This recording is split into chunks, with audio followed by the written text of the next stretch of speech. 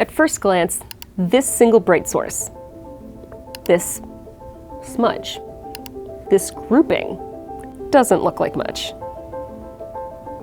Images like these are translated for our eyes, and it's because our eyes only can perceive a small region of all the frequencies of light.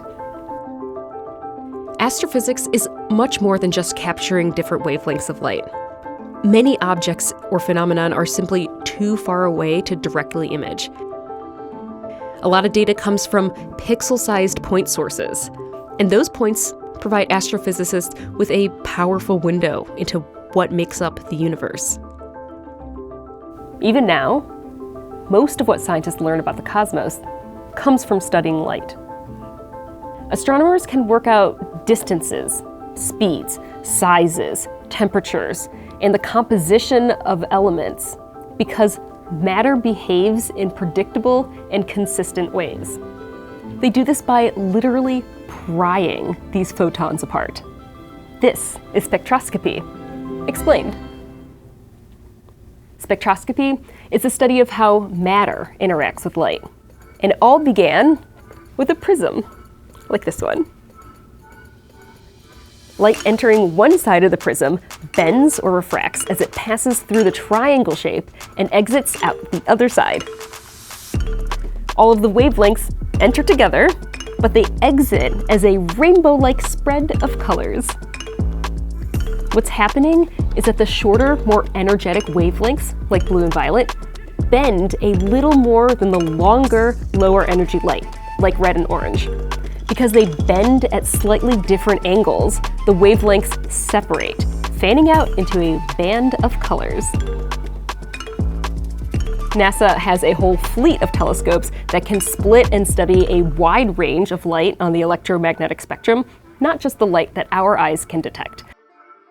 So Hubble can detect through the visible spectrum, but also a bit into the infrared and the ultraviolet.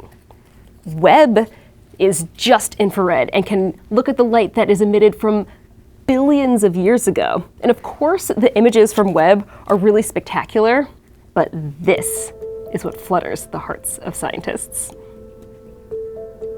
This spectrum shows the light that penetrated the atmosphere of a planet called WASP 96b. The light being measured comes from the planet's host star, some of which skims through the atmosphere. Humans are a long way from directly imaging exoplanets, so telescopes like Webb will use spectroscopy to find those chemicals that could support life in their atmospheres. Which is why Webb's first spectra is so amazing.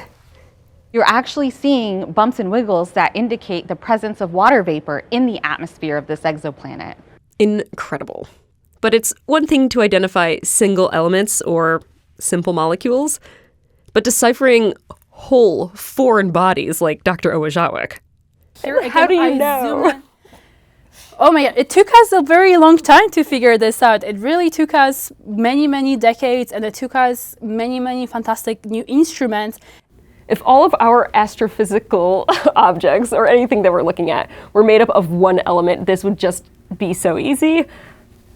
But we don't. So we have to do experiments on Earth like this to prove what we're looking at looks like what we are thinking we're looking at. So in here is argon. If we turn it on here, it glows this really pretty purple. And then if we look at it with a spectroscope, it shows us a very specific fingerprint to argon. These are called spectral tubes. My bounty of tubes. They contain the gas of one element, and the box runs a voltage through the tube. When I turn on the switch, the charged gas turns to plasma and emits a color that is unique to that one element. It also makes unique lines when you look through the spectroscope. And this one is helium. This same process happens in a star or a hot region of gas. So we use tubes like this to verify what we see in space.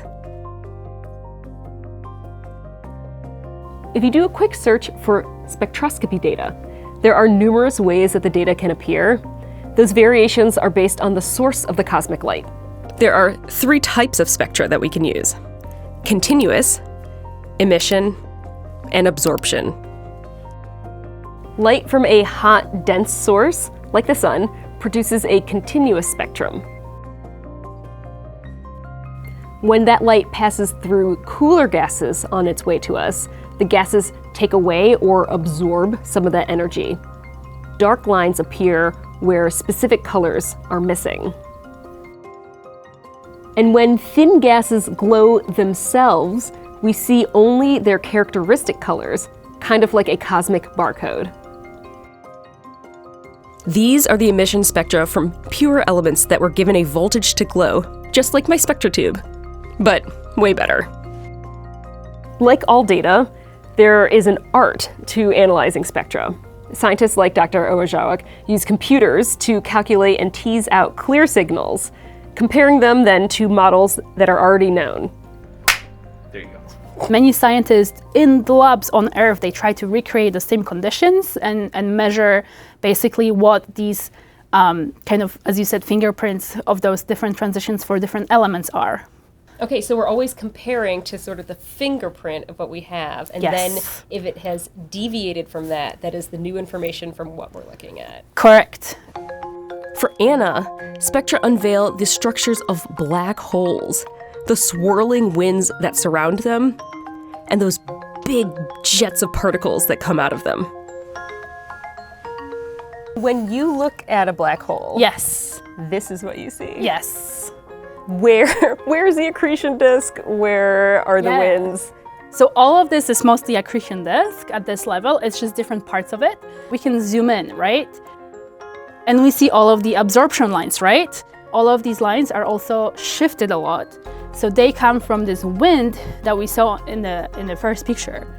So that's how we know that there is winds blowing around black holes.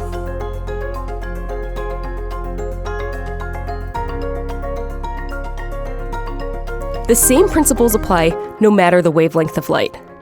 But each wavelength of light tells us a little something different about each character we find in the universe.